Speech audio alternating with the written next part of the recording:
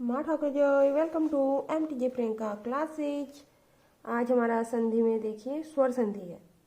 इससे पहले भाग 1 में हमने सीखा था कि संधि 3 प्रकार की होती है, स्वर संधि, व्यंजन संधि तथा विसर्ग संधि।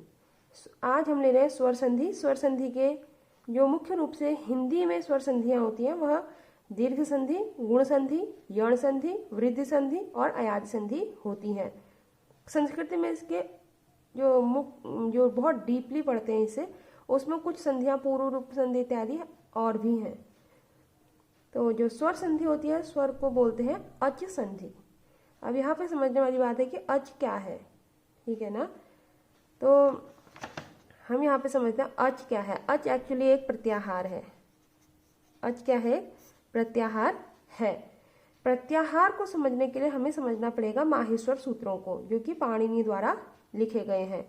कहा जाता है कि शिवजी के डमरू से ये 14 माहेश्वर सूत्र, जब शिवजी ने डमरू बजाया था उस समय इनकी उत्पत्ति हुई थी।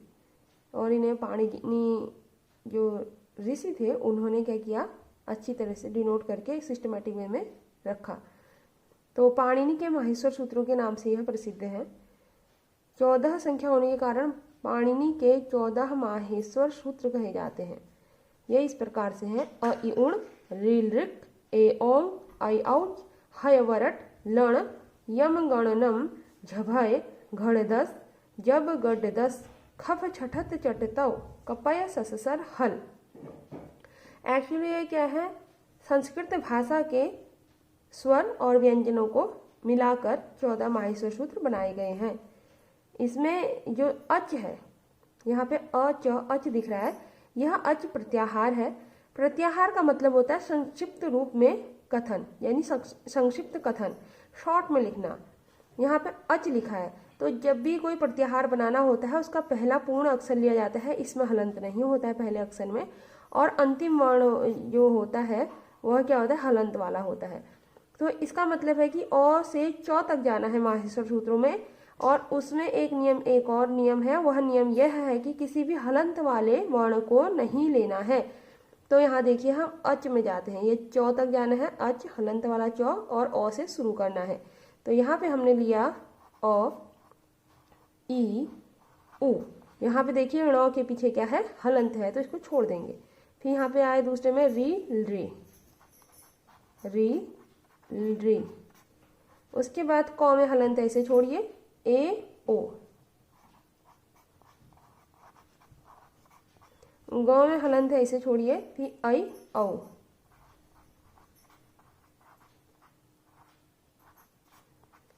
और एक चौ में हलंत है तो इसे भी हम नहीं लेंगे। यानी कि एक जो पहले का वर्ण है वहां से शुरू करना है और अंतिम वर्ण तक जाना है। और अंतिम वर्ण हमेशा प्रत्याहार में क्या होता है, हलंत वाला होता है। तो हलंत वाले वर्णों को हम नहीं लेते हैं, इसलिए अंतिम वर्ण को भी हम नहीं लेते हैं। और जो लास्ट में आते हैं हलंत वाले वर्ण, इनको नहीं लेते हैं, ठीक है। तो हम अ से लेकर च तक गए, उसमें से हमने ण, क, अंग और च को नहीं लिया क्योंकि इनके पीछे क्या था, हलंत था। इसके अतिरिक्त हमने इनको छोड़ते हुए आगे के सारे ले लिए हैं, अ इ उ, ऋ ऋ, ए ओ, ऐ औ। तो ये होते हैं हमारे संस्कृत भाषा के स्वर। ये क्या है, हमारे स्वर हैं। तो अच का मतलब है कि अ इ उ, ऋ ऋ, ए ओ, ऐ औ। इनको शॉर्ट में लिखने का तरीका है कि हम इसे प्रत्याहार के रूप में लिखें, अच, ठीक है ना। तो अब कहीं पर अच दिखाई देगा प्रत्याहार, तो इसका मतलब होगा कि ये सारे वर्ण इसके बीच में हैं, यानी ये सारे वर्णों को लिया गया है। तो स्वर का मतलब यहाँ पे लिखा है अच संधि, यानी कि अच में जितने भी, इस प्रत्याहार में जितने भी वर्ण आते हैं उन सब की संधि के बारे में बोला गया है। यह क्या है, स्वर संधि या अच संधि कहलाती है। स्वर संधि में पहली जो स्वर संधि है वह है दीर्घ संधि। दीर्घ संधि का जो सूत्र दिया गया है वह है अकः सवर्णे दीर्घः। यहाँ पे क्या लिखा है, अकः सवर्णे दीर्घः। तो यहाँ पे लिखा है कि अक, अब आप देख रहे हैं कि अक लिखा है तो क के नीचे हलंत है, अ और क लिया है मैंने, इसका मतलब यह भी क्या है, एक प्रत्याहार है। अगर अक के बाद पुनः क्रमशः अक आए, कि मतलब समान वर्ण, सेम शब्द आए, सवर्ण आए, एक ही जैसे वर्ण आए, तो वह क्या हो जाते हैं, आपस में दीर्घ हो जाते हैं, बड़े हो जाते हैं। इसे इस प्रकार से समझते हैं। पहले तो हम अक निकालते हैं। क्या निकालेंगे, अक प्रत्याहार। अक प्रत्याहार को देखिए अ लिया गया है, तो हम अ लेंगे, ई लेंगे, ऊ लेंगे, ड़ नहीं लेंगे क्योंकि इसके नीचे हलंत है। फिर हम री लेंगे, फिर हम री लेंगे। उसके बाद हमें हलंत वाला क मिल गया है, तो इसलिए हम क्या करेंगे, यहीं पे रुक जाएंगे। यानी अक प्रत्याहार में कौन कौन से वर्ण आते हैं, अ, ई, उ, री। तो ये सारे वर्ण आते हैं। तो अकह सवर्णी दीर्घ, यानी अ के बाद अ आए, छोटा बड़ा, छोटा अ मतलब अ होता है, और यहाँ पे दीर्घ अ मतलब या बड़ा अ मतलब आ होगा। छोटा ई मतलब ई होगा, और बड़ा ई मतलब ई, बड़ा ई से ई। छोटा ऊ मतलब ऊ होगा, बड़ा ऊ मतलब बड़ा ऊ। हम बोलते भी तो है ना हिंदी में, जो कहते हैं कि छोटा ई बड़ा ई, ऐसे बोलते हैं ना, वैसे ही यहाँ पे भी है।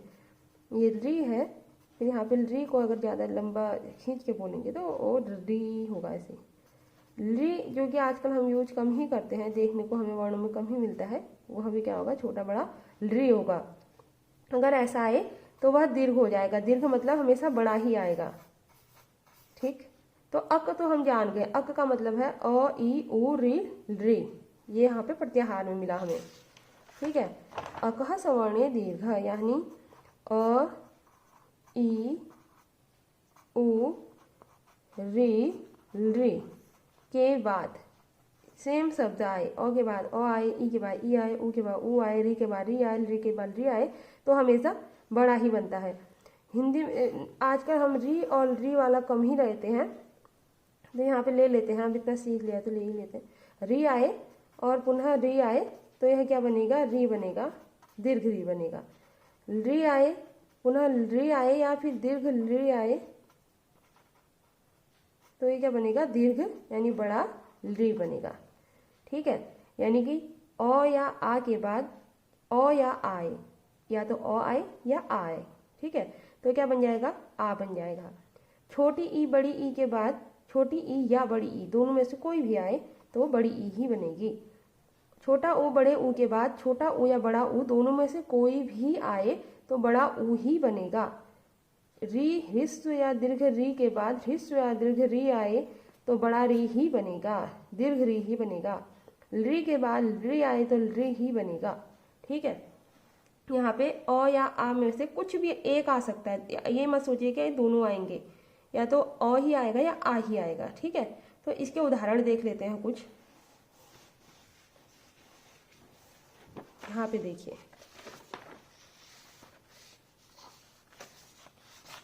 इसको इस तरीके से रखती हूँ मैं। यहाँ पे देखिए, पहला शब्द है मत धन अनुसार। मत धन अनुसार, ये तो में देखिए, तो का मतलब हम बारखड़ी लेते हैं, तो हम तो, ता, ती, तू ऐसे करके बोलते हैं कि नहीं बोलते हैं, बोलते हैं ना। तो इसका मतलब तो में क्या है, अ है। तो में क्या है, कौन सी मात्रा है, अ की मात्रा है। और अनुसार का पहला वर्ण अ ले लीजिए। यहाँ पे हमने कहा है बड़ा या छोटा अ आए या आ आए, उसमें अ या आ कुछ भी जुड़े तो आ ही आएगा, हमेशा बड़ा ही आएगा, आ आएगा।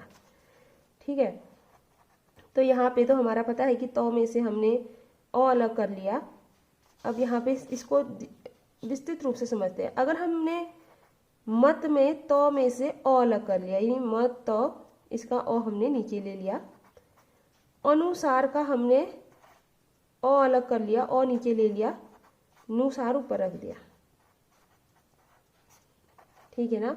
अब ये दोनों अ और अ मिलके हमारा आ बना रहे हैं। तो ये आ किसके साथ जुड़ेगा, पीछे वाले में तो जुड़ेगा नहीं, आगे वाले में जुड़ेगा, क्योंकि हमने तो से मात्रा निकाली थी अ की, तो हमने तो में ही आ जोड़ना है। अब हमारा तो में म, तो में आ जोड़ेंगे, ता हो जाएगा, मता। ये पीछे का अनुसार इसके पीछे लगा दीजिए नुसार। इसका मतलब ये बन गया हमारा म ता नु सार, मतानुसार। ठीक है, अब यहाँ पे देखिए देव धन आगमन, तो यहाँ पे देव है, तो देव का हमने अ निकाल लिया, अ से हमने मतलब व से हमने अ की मात्रा निकाल ली। आगमन था, आगमन का आ हम यहाँ पे रख लेंगे पहला वर्ण। उसके बाद पीछे का क्या बचा, गमन। आगमन का हमने आ आगे लिख दिया, वो का हमने ओ निकाल दिया, तो क्या बचा, गमन। ओ और आ मिलके हमेशा क्या होता है, यहाँ पर आ ही आएगा।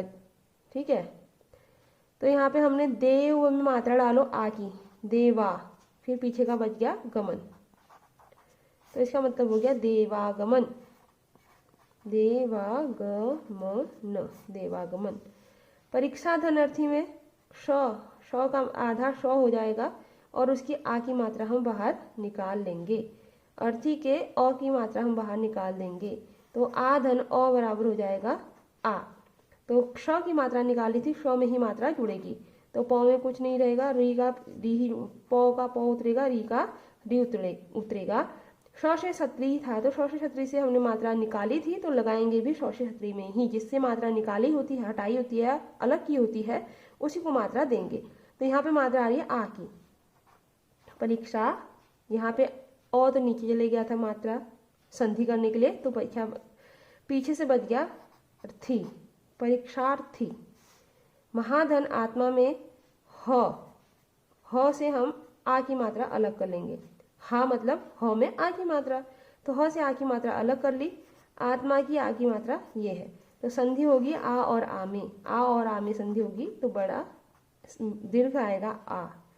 ठीक है, तो ह से मात्रा ली थी तो ह में ही देंगे, और मात्रा किसकी देनी है, आ की, तो ये होगी म हा मा।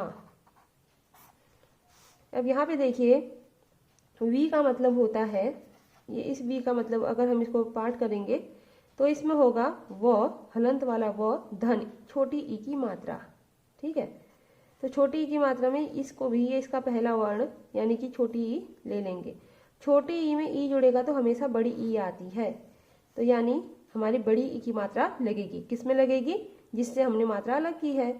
व से हमने व में से ई की मात्रा निकाली थी, तो व को ही बड़ी ई की मात्रा देंगे, तो क व में बड़ी ई की मात्रा लगाओ जो संधि करके आया है, वी आधा न द्र, कविंद्र। योगीश्वर में देखो बड़ी की मतलब ग धन, ग धन बड़ी ई की मात्रा।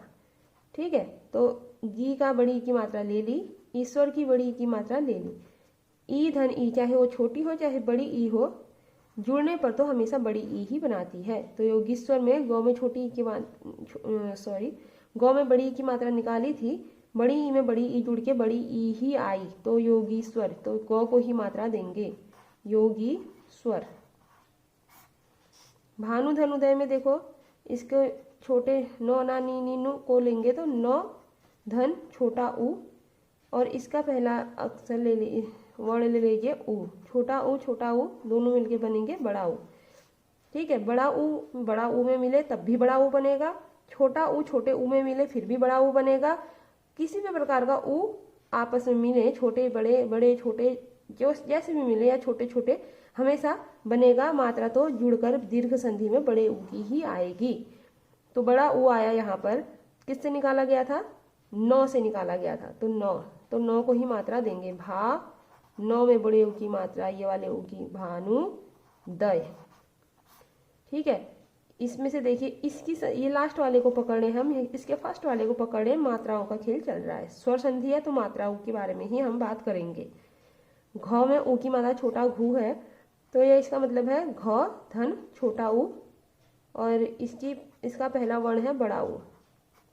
तो ऊ कैसे भी मिले, छोटा बड़े भी मिले, बड़ा छोटे भी मिले, या छोटे में छोटा मिले, योग करके तो हमेशा संधि क्या बनेगी, बड़ा ऊ आएगा संधि करके। ठीक है, तो बड़े ऊ की मात्रा किसको देनी है, घ को देनी है, हलंत वाले घ को, तो यार ल घ में बड़े ऊ की मात्रा घू, फिर पीछे से क्या बचा, उसे उतार देना है लघुर में। वधु धन उत्सव, ध में बड़े ऊ की मात्रा है, ध बड़े ऊ की मात्रा प्लस यहाँ पे भी बड़ा ऊ है, पीछे के शब्द का पहला वर्ण, तो बड़े ऊ में बड़े ऊ को जोड़ेंगे तब भी हमारा बड़ा ऊ ही आएगा, तो वधुर्मी। तो इस प्रकार से तोड़ तोड़ के हमने सीखना है। So thank you for watching my channel. Please like, share and subscribe.